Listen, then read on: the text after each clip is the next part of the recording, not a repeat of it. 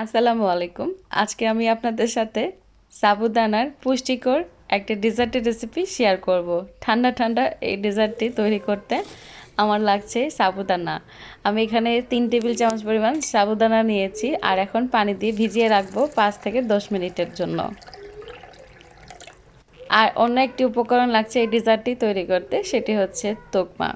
আপনারা জানেন তোকমা কিন্তু ওয়েট লস করতে অনেক হেল্প করে। তাই আমি এখানে 1 টেবিল চামচ পরিমাণ তোকমা নিয়েছি আর এই তোকমাটিও আমি ভিজিয়ে রাখছি। ততক্ষণ পর্যন্ত ভিজাবো যতক্ষণ পর্যন্ত আমার সাবুদানাটা সিদ্ধ করতে সময় লাগবে। একটু নেড়েচেড়ে দিলে দেখবেন তোকমা দানাগুলো খুব সহজেই কিন্তু এরকম ফুলে উঠবে। 10 মিনিট পর এখানে আমার সাবুদানাগুলো কিন্তু পানির মধ্যে ভিজে অল্প একটু ফুলে গিয়েছে। এখন আমি এই সাবুদানা সিদ্ধ করে নিব। সাবুদানা সিদ্ধ করার জন্য পানিটা প্রথমে ফুটিয়ে নিতে হবে, তারপরে ফুটন্ত পানিতে সাবুদানা দিয়ে নেড়ে চেড়ে সিদ্ধ করে নিতে হবে। আর খুব বেশি সিদ্ধ করা যাবে না, একটু যখন ভিতরে সাদা সাদা কালার থাকবে ওই সময় সাবুদানাগুলো আমি নামিয়ে পানি ঝরিয়ে নিব আর একটু হালকা ঠান্ডা পানি দিয়ে ধুয়ে নিব। এখন এই ডেজার্টটি তৈরি করার জন্য আমি এখানে নিয়ে নিচ্ছি প্রায় 1 কাপের মতো ক্রিম।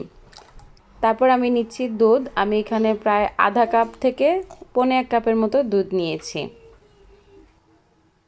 তারপর যে সাবুদানা সিদ্ধ করে রেখেছিলাম সেটা আমি এই দুধের মধ্যে দিয়ে দিচ্ছি। প্রথমে সাবুদানাগুলো দিয়ে ভালো করে নেড়েচেড়ে দুধের সাথে মিশিয়ে নিতে হবে। দেখবেন সাবুদানাগুলো আলাদা আলাদা হয়ে যাবে। তারপরে তোকমা যে ভিজিয়ে রেখেছিলাম দেখতেই পাচ্ছেন ফুলে একদম ডাবল হয়ে গেছে। এখন এই তোকমাগুলো আমি ছেড়ে দিচ্ছি সাবুদানার সাথে। সবটুকু তোকমা আমি এখানে দিয়ে দিচ্ছি আর হ্যান্ড উইস্ক দিয়ে ভালো করে মিশিয়ে নিচ্ছি। আপনারা চাইলে চামচ দিয়েও নেড়েচেড়ে মিশিয়ে নিতে পারবেন। তারপর আমি অ্যাড করে দিচ্ছি এখানে স্ট্রবেরি সিরাপ 1 টেবিল চামচের মতো। আপনারা যারা ডায়েটে আছেন স্ট্রবেরি সিরাপটা সম্পূর্ণ স্কিপ করে যাবেন। আর এই স্ট্রবেরি সিরাপ দেওয়ার কারণে কিন্তু কালারটাও অনেক সুন্দর আসবে আর ফ্লেভারটাও অনেক ভালো আসবে। মিশানো হয়ে গেলে আমি এখানে আমার মন পছন্দ অনুযায়ী কিছু ফল অ্যাড করে দিচ্ছি। আমি এখানে প্রথমেই দিয়ে দিচ্ছি আপেল। আমি এখানে অর্ধেকটা আপেল ছোট ছোট করে কুচি করে নিয়েছি, একটু ভালো করে মিশিয়ে নিচ্ছি। তারপর আমি দিয়ে দিচ্ছি এখানে কলা। আমি এখানে একটা কলা এভাবে ছোট ছোট করে স্লাইডস করে কেটে নিয়েছি।